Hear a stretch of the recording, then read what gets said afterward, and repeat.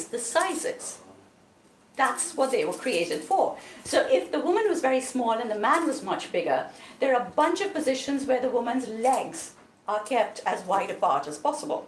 If it was the other way around, that the woman was very big and the man is much smaller, then there are all these positions where the woman is actually curled up or where her legs are as tightly put together. So either on her side or where you link the thighs and you will actually be able to pulse at the same time so that it contracted the size of the vulva.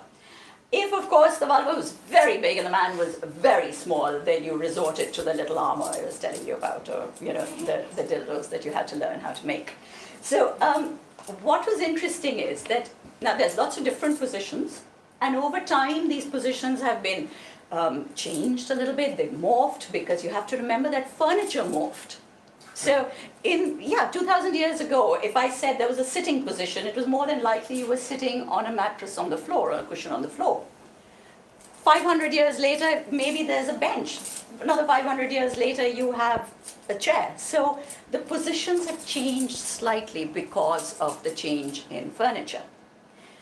But it's not just the positions. He actually doesn't just give you the structure, the architecture of the positions. It's also about the emotions behind it. So suppose you have, according to the Kamasutra, again, let me tell you, this is a really, really unusual idea, and most people are like, no. The best lover is your longest standing lover. That's the best sex. So it doesn't say that you should change lovers and move on, etc. He says that the best sex you can have is with the person that you have had in your life for the longest time. And I say this to various people sometimes, who are about my kind of age, and I'm pretty old, I'm 57 now. And you think I've been married for like 35 years, and people are like, are you kidding me? There's nothing left there. That's the whole point. When there's the least amount of excitement, it takes so much longer to arouse yourself to that point that you actually feel all the little steps of arousal. When you see somebody that you fancy the pants off, you're up there that quickly and you're finished with it that quickly. It doesn't fit in with his agenda of pleasure, because the idea is that every little bit has to sort of come alive and make you feel like you're tingling. You have to be able to feel the little bits, because that's where the pleasure actually lies. So the idea is that suppose you're married to somebody who is, okay, you've had the person in your life for a long, or let's say, okay, let's start with this one. He's very good looking, he's very nice, he's very kind, he's very cultured, he's all of those things. And he's very good at foreplay, but he doesn't have enough energy to actually get it up and have sex with you properly, last long enough. So there is a position for that. It's called the cobra. We'll go into this one position and I won't bother with the others. But I haven't actually included the positions in the book because I found that needed a much deeper study. It's not something you can do in one short chapter. This book has a lot of very short chapters. So in the cobra, the idea is that the woman gets herself all dressed. She gets it. So again, this was something that they believed in, that when you were going to have sex, it wasn't, okay, turn the lights off, I've washed my makeup off, let me get back into bed now. And no, you got dressed for it. And there were 16 different things, ornaments and makeup and hair and perfumes that you actually put on, because you acknowledged this as something very special that you were going to do.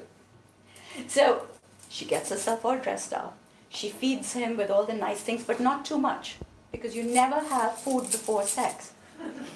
According to the Kamasutra, the meal has to be had afterwards. Before sex, you just have little tiny bits to eat, because the body can only deal with either sending energy to digest your food or sending energy down to the genitals. And it will automatically go to digest the food. It won't go for the other thing. So yeah, so she gets herself all dressed up. She feeds him with just the right amount of stuff. She does all the right things. And then, because she starts to actually pleasure him. She starts to kiss him. She starts to do all the right things. And then, when she feels that his excitement is getting over there and very likely to finish very quickly, she retreats. So that retreat is called the cobra. She retreats and curls herself up in the pillows and does not allow him any access to her vulva. And apparently that pulling back at that point, instead of letting it come to its natural conclusion and sort of dying away, it actually makes the energy go up a little bit. Now, I haven't tried it personally, but I would imagine that it would work. Either way, this was the idea behind it, that there was a certain emotion behind it. There were places, there were opportunities, there were times, there were things that would happen. It even goes so far as to say that there was, do you know that we had something called therapeutic sex, where you could use certain sexual positions to cure chronic illnesses? Yeah, now you're all interested. Now you're like, aha. Including things like gastric wind. Gastric wind. So you can actually get rid of wind. So this is again something that doesn't get practiced in India anymore. It's still very big in China, or in some parts of China. I actually had to go up into the hills to find a couple who treat people with therapeutic sex. So the woman has sex with the man, and the man has sex with the woman. So the couple that come, they actually treat them with therapeutic sex. There are different positions. My favorite one is actually where it's, I think they talk about stress relief. And the reason I'm talking about the stress relief one is because it just explains certain things. So in the stress relief one, they say that the woman, her stress collects over here. So when a woman is stressed and the stress builds up, there's a lot of pain in this region and lower backache. For a man, the stress seems to collect in the neck and shoulders. That's where they will have the pain. So this is, okay, therapeutic sex depends on thrusting. It's an art.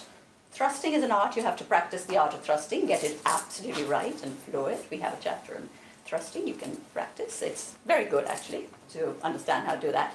And therapeutic sex depends on how long you can hold a position, okay, because it's very, very slow. And for stress busting one, you have the woman lying flat on her back, and the man has to kneel, okay, and she has a rectangular cushion under her bottom. So the different shapes of cushion will change the angle at which the energy will flow into you. In case you're wondering how therapeutic sex what it is. I was saying to you earlier that if you think about raising your sexual energy, if you have a bottle and you turn that bottle, you fill it up with water and you turn it in whichever way, the liquid will flow in that direction. That's how therapeutic sex works. You raise your sexual energy, and then depending on which way you put your body and how you thrust, you use your breath and you use your thrusts to move that energy around to specific parts of your body.